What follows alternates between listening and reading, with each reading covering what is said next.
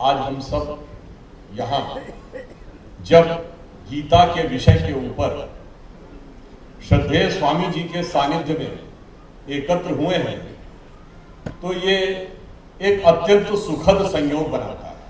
वो संयोग क्या है? जैसा भी मैं तो ये कहना चाहूंगा कि जब स्वामी जी ने उद्बोधन दिया और धर्म क्षेत्र के मर्मज्ञ उपस्थित हों, तो मेरे विचार से जो लोग राजनीति के क्षेत्र में काम कर रहे हैं उन्हें श्रवण करना चाहिए, वाचन नहीं करना चाहिए। वाचन करना अनाधिकार चेष्टा के समकक्ष है, परंतु आदेश हुआ है तो मैं उनके ही उद्बोधन में से कुछ सूत्र लेकर आपके समक्ष विचार व्यक्त करूंगा। जैसे उन्होंने कहा पूर्व में कि जो मनुष्य का जन्म है, गीता में भी कहा गया है, बहुत दुर्लभ है। हमारे यहाँ तीन चीजें बहुत दुर्लभ मानी गई हैं। त्रयः दुर्लभा प्राप्नोति, मनुष्यत्वम, मुमुक्षत्वम, सज्जनानाम संगति। तीन चीजें अत्यंत दुर्लभ हैं जो दैव कृपा से प्राप्त होती हैं। सर्वप्रथम मनुष्य का जन्म, फिर मनुष्य के जन्म में मोक्ष की इच्छा, मनुष्यत्वम मुमुक्षत्वम यानी आध्यात्म की तरफ प्रवृत्ति, और फिर तीसरी सज्जना नाम संगति यानी सज्जन और साधु लोगों की संगति।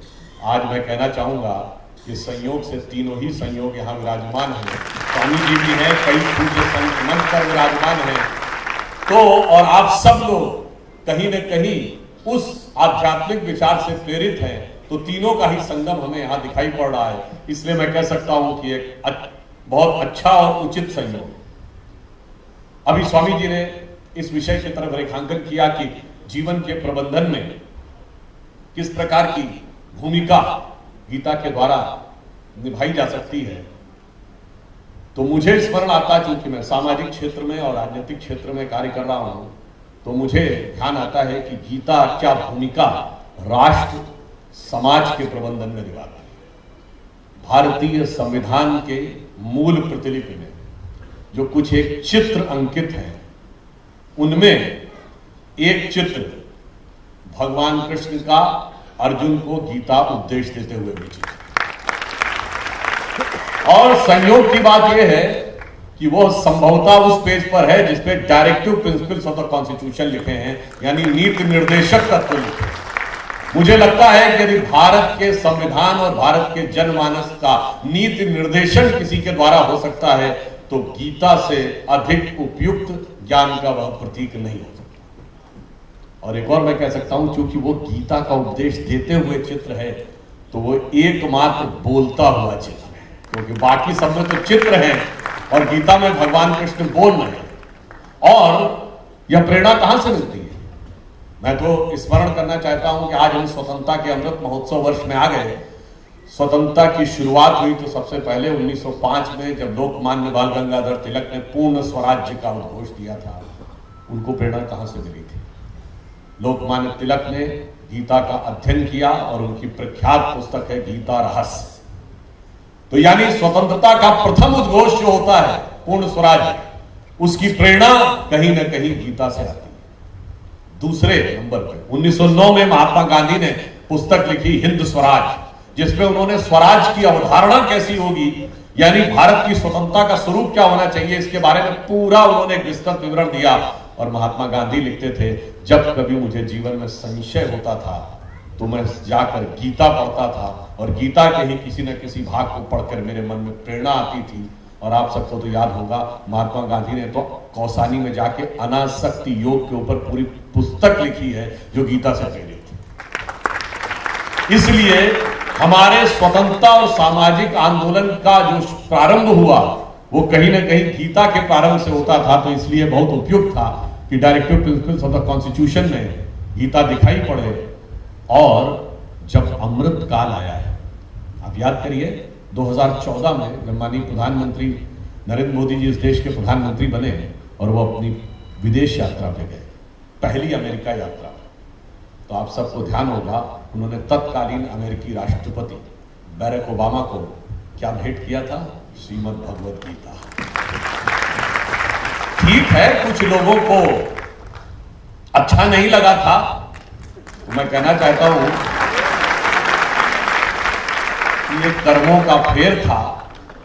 यह कर्मों का दंड था कि जिन लोगों को अच्छा नहीं लगा था वो कहां खड़े थे और जिन्हें अच्छा लगा था वो कहां खड़े। और मैं ये भी कहना चाहता हूं कि यदि अमेरिकी राष्ट्रपति को मोदी जी ने गीता भेंट की तो यह और भी अधिक उपयुक्त है। आज अमेरिका दुनिया का सबसे शक्तिशाली राष्ट्र माना जाता है, पर उसकी शक्ति का उद्भव कहां से हुआ था? जिस दिन अमेरिका ने एटम बम का विस्फोट किया था 16 जुलाई 1945 को, ट्रिनिटी एक्सप्लोजन। और उस परमाणु विस्फोट को करने वाला जो प्रमुख वैज्ञानिक था, architect of the Manhattan project, Robert Oppenheimer ने उस परमाणु विस्फोट के बाद लिखा था कि इसे देखकर मुझे गीता का वह श्लोक याद आता है कि जब भगवान विष्णु अर्जुन से ये कहते हैं कि संपूर्ण सृष्टि का सृजन भी मैं हूं, परंतु सहस्रों सूर्यों के रूप में जब उगता हूं तो संहार भी मैं ही हूं, काल भी मैं हूं। और आप सबको शायद पता हो भाई, आजकल कहते हैं ना साइंस में सबसे मजबूत है, एटम बम बना लिया क्या? तो जिसने एटम बम बनाया वो रॉबर्ट ओपेनहाइमर ने गीता पढ़ने के लिए 1933 में संस्कृत सीखनी शुरू की। एटम बम तो 1945 में। तो मुझे लगता है कि यदि भारत के प्रधानमंत्री मोदी जी ने अमेरिका के राष्ट्रपति को गीता उत्पन्न की तो शायद उन्हें यह भी स्मरण दिला रहा था कि आपकी ताकत जहां से उभरी थी उस ताकत का मूल स्रोत भी यहीं से निकलता था। और आज हम स्वतंत्रता के अमृत काल में, अभी 15 अगस्त गुजरा है, तो लाल किले की प्राचीर से प्रधानमंत्री जी ने क्या कहा कि अगले 25 वर्ष का समय यह अमृत काल है, जब भारत 75वें वर्ष से शताब्दी वर्ष तक की यात्रा करेगा। और यह अमृत काल इसलिए महत्वपूर्ण है कि देश की जो युवा पीढ़ी है, 25 वर्ष के बाद हम लोग तो बुजुर्ग हो गए होंगे, यही पीढ़ी किसी न किसी महत्वपूर्ण स्थान पर बैठकर देश का दिशा निर्देश कर रही होगी। तो यह अमृत काल मूलतः युवा शक्ति से प्रेरित है, परंतु इस युवा शक्ति को प्रेरणा कहां से मिलेगी? अमृत काल का अमृत तत्व कहां से निकलेगा?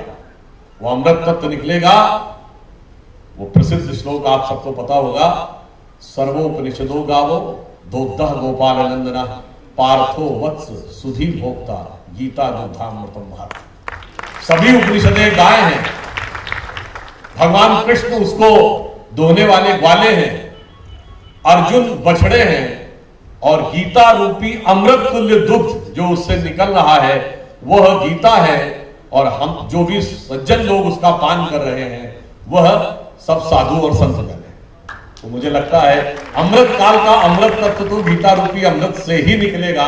और इसमें एक और बात महत्वपूर्ण है, जानते हैं इस श्लोक में वो संदेश है जो समाज, मानवता और विश्व को भी एक संदेश देगा। क्या? वो कहते पार्थो वत्स सुधी भोक्ता, यानी अगर गाय से दूध निकालना है तो उसके लिए वत्स यानी बछड़े की आवश्यकता है। क्यों? क्योंकि हम प्रकृति के उस सिद्धांत को मानते हैं कि गौ माता के लिए जो दूध का निर्माण हुआ है वो सबसे पहले उसके बछड़े के लिए हुआ है। तो पहला अधिकार उस वत्स का है, पहला अधिकार उस बछड़े का है। वो माध्यम बनेगा तब बाकी को दूध मिलेगा। हम उनमें से नहीं हैं कि मशीन लगाई और दूध निकाल लिया। इसीलिए केमिकल फर्टिलाइजर बोए और धरती से निकाल लिया, जमीन में ट्यूबवेल लगाया, पानी खींच लिया, और आज हालत क्या हो गई कि पूरे विश्व के सामने एक इकोलॉजिकल इम्बैलेंस का प्रॉब्लम क्रिएट हो गया। आज हम कहते हैं कि दुनिया की पिछली 100 साल सबसे शानदार थे साइंस एंड टेक्नोलॉजी के डेवलपमेंट में। मनुष्य ने क्या क्या प्रगति नहीं की कि एक जमाने में वायरलेस का सिग्नल नहीं होता था, आज टेलीकॉम रेवोल्यूशन है, 5G और 6G का दौर की बात हो रही है, सैटेलाइट पूरी दुनिया में है, आज जेनेटिक इंजीनियरिंग आ गई है, DNA आ गया है, पैथोलॉजिकल टेस्टिंग आ गई है। परंतु आप सभी बातों को देखिए तो एक तरफ लगता है कि ये मनुष्य की अब तक की सबसे शानदार शताब्दी है, और दूसरी तरफ आप देखें तो हम उस मुकाम तक जाकर पहुंचकर खड़े हो गए जहां लगता है कि अगर हमने नियंत्रण नहीं किया तो 100 या 50 साल के बाद पूरी मानव जाति के अस्तित्व पर प्रश्न चिन्ह लग जाएगा। हमारे पास पीने को पानी साफ नहीं होगा, खाने को खाना नहीं होगा, श्वास लेने को नहीं होगी, ग्लोबल वार्मिंग हो रही है। इसका अर्थ क्यों है? इसलिए है, अगर इस नजरिए से देखें तो तो ये मनुष्य जाति की सबसे खतरनाक शताब्दी में से है, क्योंकि पूरी की पूरी ह्यूमन रेस के एग्जिस्टेंस पर क्वेश्चन मार्क लग जाए, ऐसा कभी नहीं हुआ। ये क्यों हुआ?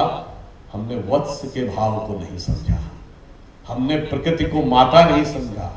हम जब गाय को माता, गीता को माता, गंगा को माता, धरती को माता, प्रकृति को माता मानते हैं, भारत को माता मानते हैं, तो हमारे मन में यह भाव बहुत स्पष्ट हो जाता है कि माता से पोषण लिया जाता है, शोषण नहीं किया जाता। और जब आप उस विचार में आते हैं कि अरिस्टोटल की किताब है द नेचर, जो वेस्टर्न थियोलॉजी का बेस है, जो कहता है all the elements of nature are for the service of the mankind. Daniel Descartes और फ्रांसिस बेकन कहते हैं कि man should become the possessor, the masters of nature. हमें पूरा प्रकृति पर स्वामित्व चाहिए। और एक जगह तो डैनियल डेकार्ट ने लिखता है man should be able to subdue nature, यानी प्रकृति को हम दबा सके। और इसीलिए याद करिए, हम लोग के जन्म से बहुत पहले की बात है, जब पहला मनुष्य अंतरिक्ष में गया यूरी गैगरिन 1961 में, तो पुस्तकों में हमने क्या पढ़ा? मैन हैज कॉन्कर्ड स्पेस, अंतरिक्ष पर विजय प्राप्त कर ली, जैसे कोई अंतरिक्ष दुश्मन था जिस पर विजय प्राप्त करनी थी। इसी भाव ने इस पूरे दुनिया के लिए, समाज के लिए, राष्ट्र के लिए चुनौतियां खड़ी की हैं। परंतु यदि गीता से आप प्रेरणा लेंगे तो आपको बहुत साफ समझ में आएगा, वत्स भाव से चलेंगे तो इसमें किसी प्रकार का कोई कॉन्फ्लिक्ट नजर नहीं आएगा। अब यहां पर मैं एक बात और कहना चाहता हूं कि संपूर्ण देश को और संपूर्ण विश्व को मार्गदर्शन देने के लिए जिस प्रकार की सूक्ष्म बातें गीता में, हमारे धर्मशास्त्रों में कहा गया दो प्रकार की चीजें, श्रुति और स्मृति। श्रुति वो है जो सीधे ईश्वर के मुख से निकली, जैसे वेदों को श्रुति कहा गया, और स्मृति वो है जिसमें उसका संकलन हुआ और व्याख्याएं हुई, जैसे याज्ञवल्क्य स्मृति, मनुस्मृति, पाराशर स्मृति इत्यादि। परंतु गीता एक मामले में अद्भुत है, इसलिए कि जैसा स्वामी जी ने कहा कि 700 श्लोक है उसमें, और उसमें सीधे ईश्वर के मुंह से भी निकल रहा है, यानी श्रुति भी है, और उन 700 श्लोकों में कर्म की व्याख्या भी है, यानी स्मृति भी है। तो श्रुति और स्मृति दोनों का समन्वय यदि हमें देखने को मिलता है तो गीता में देखने को मिलता है। और यहां पर एक बिंदु और ध्यान देने योग्य है कि भगवान कृष्ण ही निष्काम कर्म का सिद्धांत क्यों देते हैं। भगवान कृष्ण ने निष्काम कर्म का सिद्धांत दिया। पहले तो मैं एक विषय पर अपना विचार रखना चाहूंगा, जैसे स्वामी जी ने कहा कि भाई अगर कर्म करो और फल की इच्छा ना करो तो फिर कर्म ही क्यों करो। परंतु ये जानते क्यों आता है? जब आपकी छोटी सूक्ष्म दृष्टि होती, हल्की दृष्टि होती, तो आपको लगता है कि कर्म करने से मुझे कुछ प्राप्त होगा। जब विराट दृष्टि होती है तो निष्काम कर्म का भाव स्वतः उत्पन्न हो जाता है। अब मैं आपसे पूछूं कि हम सब यहां बैठे हुए हैं, हम अपने शरीर को एक यूनिट मान लें और इससे माइक्रो लेवल पे बढ़े और फिर मैक्रो लेवल पे बढ़े। माइक्रो लेवल पे आए तो हमारा शरीर भिन्न भिन्न तंत्र से मिलकर बना है, respiratory system, digestive system, circulatory system. हमारी इच्छा से चल रहा है क्या? अपने सिस्टम से चल रहा है। हमारे शरीर के जितने तंत्र भिन्न भिन्न अंगों से बने, हार्ट, लिवर, किडनी, हमारी इच्छा से चल रहे हैं क्या? अपने नियम से चल रहे हैं। उसके अंदर जितने भी टिश्यूज हैं वो हमारे सिस्टम से, हमारी इच्छा से चल रहे हैं? नहीं। उसके अंदर सेल्स के अंदर प्रोटोप्लाज्म के अंदर होने वाले chemical reaction, cellular microbiological reactions, उसके अंदर बनने वाले मॉलिक्यूल्स एटम्स के साथ डिस्ट्रीब्यूट होकर, और एटम के अंदर एक इलेक्ट्रॉन और उसके तरफ चारों तरफ घूमते प्रोटॉन, इसमें से कौन हमारी इच्छा से चल रहा है? हमारी इच्छा से तो नहीं चल रहा है। अब आइए आप विराट को, हम खड़े हैं, धरती पे खड़े हैं, धरती का इकोलॉजिकल सिस्टम हमारी इच्छा से चल रहा है। धरती अपनी एक्सिस पे घूम रही है, वो सूर्य के चारों तरफ घूम रही है, सूर्य गैलेक्सी मिल्की वे उसके सेंटर पे घूम रहा है, बिग बैंग तक आप मल्टी यूनिवर्स तक चले जाइए, हमारी इच्छा से है क्या? नहीं। तो इसका अर्थ क्या हुआ? जब संपूर्ण सृष्टि के क्रम में हमारा नियंत्रण परिणाम पर नहीं है, हमारा नियंत्रण केवल कर्तव्य पर है। इसलिए जिस भी स्थान पर जो भी भूमिका ईश्वर ने दी है, यदि आप इस विराट सत्य को समझ पाएंगे तो आपके मन में स्वतः निष्काम कर्म का भाव उत्पन्न हो जाएगा कि मुझे अपना कर्तव्य करना है, बाकी इस विराट सृष्टि क्रम को चलाने वाला ईश्वर स्वतः हमें उसका उपयुक्त फल देगा। इसीलिए गीता में भगवान कृष्ण ने अर्जुन से कहा, क्या कहा है? निमित्त मात्रम भव सव्यसाची। इसलिए उन्होंने कहा तुम निमित्त मात्र बन जाओ, जो होना है वो कर्मों के अनुसार होना है, तुम्हें केवल कर्तव्य करना है। और जब निष्काम कर्म की बात कही तो इसलिए मैं कह रहा हूं इसमें ऐसा नहीं है कि आपको कर्म का फल नहीं मिलना है, कर्म का फल मिलना है, पर वो एक बड़े वास्ट सिस्टम के थ्रू मिलना है। इसलिए आप जितनी कंसंट्रेशन के साथ अपना कर्म करेंगे, वास्ट सिस्टम के अंदर उसका रिजल्ट देने का जो व्यवस्था है वो स्वयं इस जन्म में मिलेगा, अगले जन्म में मिलेगा। कोई किसी का कार्य व्यर्थ नहीं जाता। जैसे आज आप सब कोई कहे अरे अगला पिछला जन्म किसने देखा है, तो मैं ये कहना चाहता हूं भाई, आप में से कितने लोगों को ये पता है कि आप जो आज खाना खाते हैं वो बोन मैरो में कितने दिन में पहुंचता है? 40 दिन। जो 40 दिन पहले आपने खाया था वो आज आपकी बोन मैरो में, आपको तो पता भी नहीं 40 दिन पहले आपने क्या खाया था। और आज जो खा रहे हैं वो व्यर्थ नहीं जाने वाला है, वो 40 दिन के बाद भी आपका साथ देगा। तो आपने जो सैकड़ों दिनों में जो कुछ खाया पिया वो आपके साथ है। तो ऐसा नहीं है कि आपको भले ही ना पता हो कि 40 दिन पहले और 100 दिन पहले आपने क्या खाया है, पर वो आपके शरीर में है, गुड एलिमेंट के रूप में भी, इन्फेक्शन के रूप में भी। तो आपको भले ही ना ध्यान हो कि हमने पूर्व जन्म में क्या किया है, परंतु वो आपके साथ है। इसलिए कहा गया है कि हम इस विषय के ऊपर और निष्काम कर्म का भाव कैसे प्राप्त करेंगे। भगवान कृष्ण की आप बाल लीला देखिए, उन्हें सबसे प्रिय क्या है? मक्खन। और मक्खन कैसे खाते हैं? हंडिया में से निकाल के। और हंडिया में से निकालते नहीं, हंडिया तोड़ के खाते हैं। और हांडी भी उनकी मिट्टी की है, धातु की नहीं है। ऐसा क्यों है? और भगवान कृष्ण का नाम ही क्या है? कृष्ण, अर्थात वो काले। पहली तो ये बात बड़ी अजीब है, पता नहीं कहां से हम लोगों के दिमाग में भर दिया गया है कि ये गोरा रंग जो है वो श्रेष्ठता का प्रतीक है, जबकि हमारे जितने भी भगवान हैं वो काले हैं, नीले हैं या सावले हैं। भगवान राम, भगवान विष्णु, भगवान शंकर, भगवान कृष्ण। यहां तक कि रामचरितमानस में भी जब सीता माता स्वयंवर से पहले जाती हैं देवी की आराधना करने, तो रामचरितमानस में क्या लिखा है? देवी जी उनको क्या वर देती हैं? मन जाहि राचहि मिलहि सोवर, सहज सुंदर सावरो। गोरो तो नहीं बोला ना। अब पता नहीं कैसे जिन लोगों ने ये गोरा बनाने की वो क्रीमें निकाल दी है ना, उन्होंने हमारे दिमाग में ये भर दिया। अब देखिए, भगवान कृष्ण काले हैं, इसका अर्थ जानते हैं क्या? मक्खन उनको क्यों प्रिय? भगवान कृष्ण हमारे मन की उस अवस्था के प्रतीक है कि जब आप ध्यान लगाइए तो आपकी आंखों के सामने काला ही होता है। वो कृष्ण वर्ण जो है वो उस गहरे ध्यान की अवस्था जिसका स्वामी जी वर्णन कर रहे थे, मेडिटेशन क्यों आवश्यक, उसका प्रतीक है। तो जब आपका मन जो है वो दूध की तरह है और संसार पानी की तरह है, दूध और पानी मिला देंगे तो सारा दूध पानी में मिलकर व्यर्थ हो जाएगा। परंतु यदि इस दूध को स्थिर कर लिया, मन को स्थिर किया, तो दूध स्थिर होकर क्या बनता? दही। और जब स्थिर होने के बाद उसका मंथन किया, दही को मथा, तो उसमें से क्या निकलता है? मक्खन। तो जब प्रवृत्तियों को अपने अंदर स्थिर करके, मन को स्थिर चित्त करके, प्रवृत्तियों का उन्नयन करके मंथन करते हैं, तो आपका मन उस अवस्था में आ जाता है जो नवनीत है, मक्खन है। अब मक्खन को पानी में डाल दीजिए, डिसॉल्व नहीं होता है। यानी अब आप मन की उस अवस्था में जाकर कर्म करिए तो निष्काम कर्म आप कर सकते हैं। इसीलिए भगवान कृष्ण को, और मैंने आपसे कहा वो हंडिया मिट्टी की क्यों है? क्योंकि वो मिट्टी शरीर का प्रतीक है। और हंडिया तोड़ के क्यों मक्खन खाते हैं? ये जो स्वामी जी ने कहा ना, सब कुछ केवल इंद्रियों के सुखों में ही आप लगे रहते हैं। तो जब आप इस शरीर के सुख की, काया के बंधन को तोड़ पाएंगे, तब वो वाला मक्खन मिलेगा आपको। इसलिए भगवान कृष्ण और उनका जो ये उपदेश है, ये पूरी तरीके से हमें यह स्पष्ट बताता है कि जीवन में किस प्रकार से हम निष्काम कर्म को समझ सकते हैं, अंतर से भी और विराट से भी। इसीलिए आप जितना अंदर जाते हैं, बिहारी जी का एक दोहा है, या अनुरागी चित्त की गति समुझे नहीं कोय, जो जो डूबे श्याम रंग त्यों त्यों उज्जवल होए।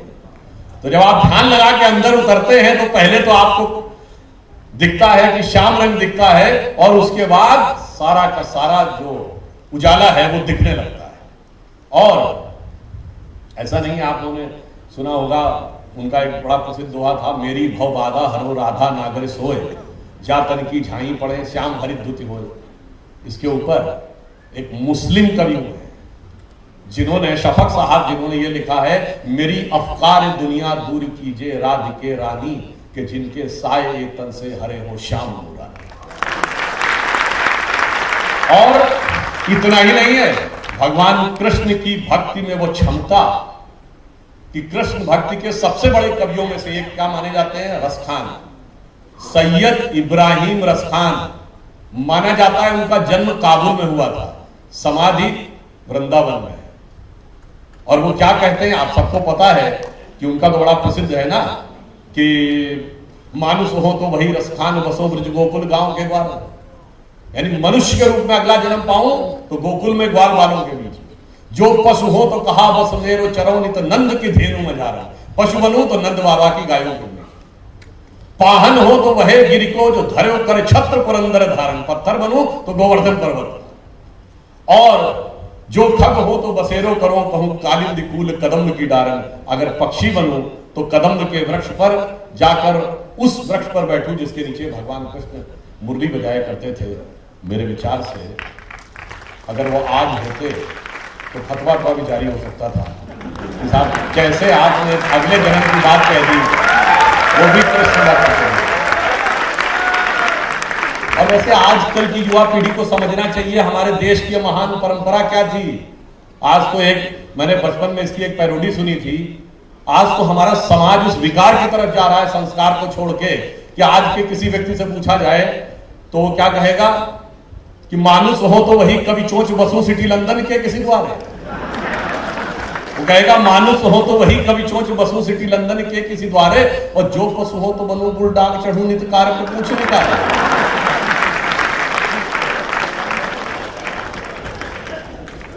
तो मैं सिर्फ यह कहने का प्रयास कर रहा था कि हमारे अंदर का जो भाव है वो कितना गहरा है। अभी स्वामी जी ने इस विषय का जिक्र किया कि हमसे टीवी डिबेट में पूछा गया कि 5 चीजें क्या हैं, तो मैं याद दिलाना चाहता हूं उन 5 चीजों का स्रोत यह था कि पिछले 15 अगस्त को जब प्रधानमंत्री जी ने कहा था कि हम अमृत काल में जा रहे हैं तो 5 बातें उन्होंने कही थी कि अमृत काल में 5 हमारे लक्ष्य हैं। नंबर 1, भारत को विकसित राष्ट्र बनाना है, 2047 तक नंबर 1 की अर्थव्यवस्था बनानी है। दूसरा क्या था?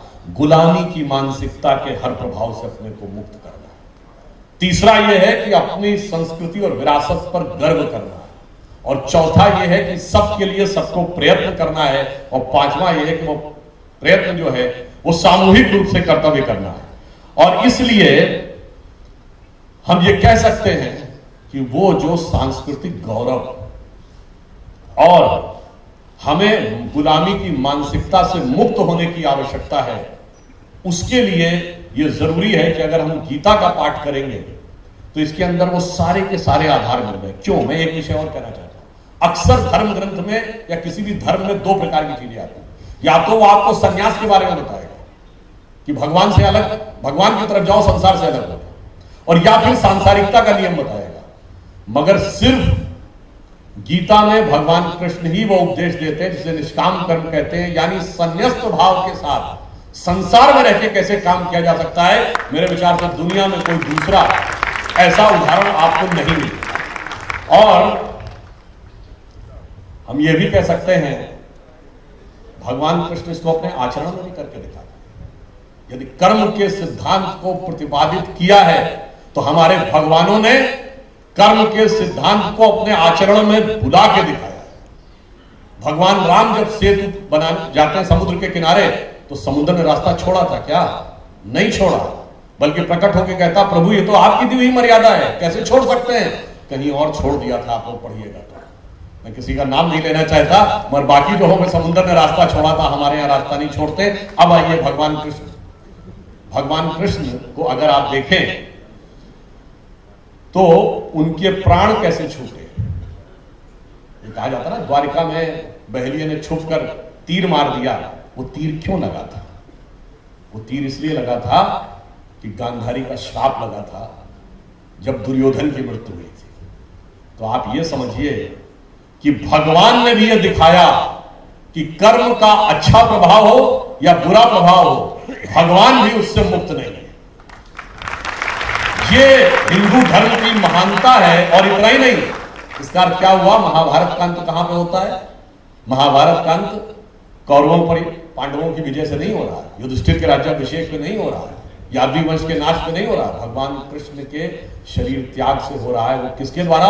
गांधारी के श्राप से, यानी दैवीय शक्तियों पर, दैवी शक्तियों की विजय आसुरी शक्तियों पर होके नहीं हो रहा है, ईश्वर के ईश्वरत्व पर स्त्री के सतीत्व की विजय के साथ समाप्त। और इसके उपरांत भी यदि किसी के मन में कोई संशय हो तो मैं तुम्हें सिर्फ यह कहना चाहता हूं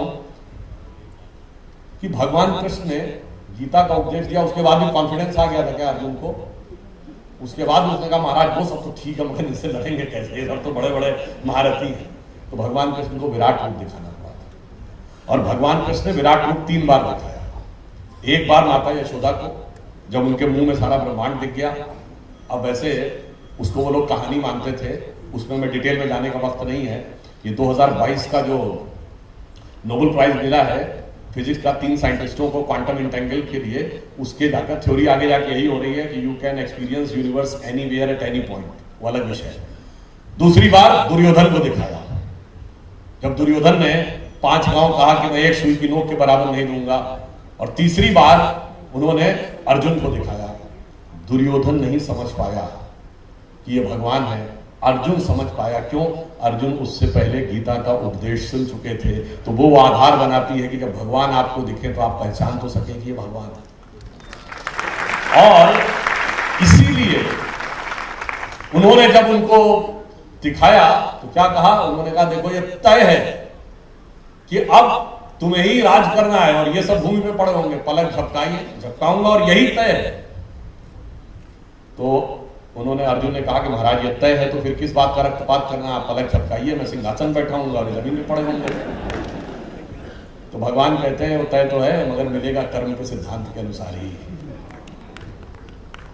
क्योंकि अगर बगैर कर्म के सिद्धांत के देना हो तो पत्थर को राजा क्यों ना बना दूं। तो इसलिए आप यूं समझिए, मैं आपको सिर्फ ये भी कहना चाहता हूं कि अगर हमारे देश का भी, अब जैसा स्वामी जी ने कहा कि एक बदलाव आया है, एक विराट स्वरूप उभर रहा है, तो आप समझिए कि भारत का वक्त आ गया है। कैसे? मैं एक पंक्ति में बताता हूं। एक दौर था जब हम वर्ल्ड के पावर सेंटर थे, हम ही इंटेलेक्चुअल सेंटर थे, हम ही इकोनॉमिक सेंटर थे, हम ही मिलिट्री सेंटर थे। 2500 साल पहले जब भारत का डिक्लाइन हुआ, आज से 2500-2600 साल पहले, तो पावर सेंटर वर्ल्ड का कहां शिफ्ट हुआ? आज का Iran, king Darius of Persia. जब पर्शियन एम्पायर का डाउनफॉल हुआ तो किसका राइज हुआ? मेसोपोटामियन एम्पायर, आज का इराक, और वेस्ट की तरफ चला गया। जब मेसोपोटामियन एम्पायर का डाउनफॉल हुआ तो किसका दौर आया? टर्किश एम्पायर, आज का टर्की। टर्किश का जब डाउनफॉल हुआ तो रोमन एम्पायर, और रोमन एम्पायर की पहले कैपिटल थी कॉन्स्टेंटिनोपल, जो आज टर्की की राजधानी इस्तांबुल है, फिर आज का रोम हो गया, और वेस्ट की तरफ चला गया। जब रोमन एम्पायर का यूरोप में दबदबा कम हुआ तो किसका दौर आया? पुर्तगाल और स्पेन, और वेस्ट की तरफ चला गया। पुर्तगाल और स्पेन का दबदबा खत्म हुआ तो किसका जमाना आया? ब्रिटेन और फ्रांस, और वेस्ट की तरफ चला गया। और जब जहां से मैंने बात शुरू की थी वहीं पे समाप्त कर रहा हूं, ब्रिटेन का एम्पायर का डाउनफॉल हुआ तो अमेरिकन एम्पायर आया। अमेरिका में आज सबसे prosperous west coast, San Francisco, Los Angeles belt. अब आ जाइए पिछले 80-90 सालों में, उसके बाद सबसे ज्यादा प्रॉस्पेरिटी किसमें आई? जापान में। अब आइए पिछले 50-60 सालों में, जिनको हम टाइगर्स ऑफ एशिया पैसिफिक कहते हैं, हांगकांग, ताइवान, सिंगापुर, मकाओ, इनका दौर आया।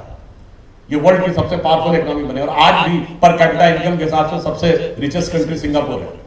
और अब पिछले 20 साल में आ जाइए तो चाइना दिख रहा है, और अब अभी आ जाइए तो चाइना में डिफ्लेशन हो गया है, चाइना में ग्रोथ रेट कम हो रही है। और गौर से देखिए तो वहां की एक सबसे बड़ी रियल एस्टेट कंपनी एवरग्रांड दिवालिया हो गई है। तो इसका मतलब अगला पड़ाव क्या है? तो जो प्रधानमंत्री जी ने कहा है यही समय है, सही समय है। तो बस आप ये समझिए कि जो भगवान कृष्ण ने गीता में कहा था कि सब दिखा दिया था अर्जुन को, तो उन्होंने कहा था क्षुद्रम हृदय दौर्बल्यम त्यक्तोत्तिष्ठ परंतप। हृदय की समस्त दुर्बलताओं को छोड़ो और उठ के खड़े हो जाओ, यही तुम्हारा भवितव्य है। वो दुर्बलताएं क्या है उसको ध्यान कर लीजिए। कोई भाषा पे बांटेगा, कोई क्षेत्र पे बांटेगा, कोई जाति पे बांटेगा। ये सारी दुर्बलताएं उत्पन्न करने का प्रयास किया जाएगा सिर्फ इसलिए कि हमारा वो विराट स्वरूप उभर के ना सामने आ पाए। तो जब वो विराट स्वरूप उभर के सामने आने वाला है, इसमें कहीं कोई संशय नहीं है। इसलिए हम ये कह सकते हैं कि भारत मां अंगड़ाई लेती, सुप्त चेतना जाग रही, ऋषि मुनियों की देवधरा फिर अपना रूप संवार रही। और हमारा जो राइज होगा ना, वो किसी को दबाने के लिए नहीं होगा। ये बाकी पावरफुल बनना चाहते हैं, इसको दबाओ उसको दबाओ, हमारा राइज होगा क्या? हम जगत गुरु थे दुनिया को उठाने के लिए, दुनिया को इंस्पायर करने के लिए। तो मैं अंत में, चूंकि सारा गीता का ज्ञान मूलतः वेदों से लिया गया है, प्रस्थानत्रयी का उल्लेख किया गया इससे पहले, यानी ब्रह्मसूत्र, उपनिषद और गीता ये प्रस्थानत्रयी माने गए हैं। तो अटल जी की कविता जो बड़ी फेमस कविता थी, हिंदू तन मन हिंदू जीवन, रग रग हिंदू मेरा परिचय, उसका जो एक छंद है वो कहता है कि मैं अखिल विश्व का गुरु महान, हमारा राइज करके क्या दिखाएगा दुनिया को? मैं अखिल विश्व का गुरु महान, देता विद्या का अमरदान, मैंने दिखलाया मुक्ति मार्ग, मैंने सिखलाया ब्रह्म ज्ञान, मेरे वेदों का ज्ञान अमर, मेरे वेदों की ज्योति प्रखर, मानव के मन का अंधकार क्या कभी सामने सका ठहर, मेरे स्वर नभ में गहर गहर, सागर के जल में छहर छहर, इस कोने से उस कोने तक कर सकते जगती सौरभ में, हिंदू तन मन हिंदू जीवन, रग रग हिंदू मेरा। और अंत में एक लाइन और कह दूं, भारत तब महान बनेगा जब समृद्धि भी आएगी, हम टॉप इकोनॉमी भी होंगे और टॉप इंटेलेक्चुअल पावर भी होंगे, यानी माता लक्ष्मी की भी कृपा होगी और माता सरस्वती की कृपा होगी, और दोनों ही कमल पे विराजती हैं, ये भी ध्यान रखिएगा।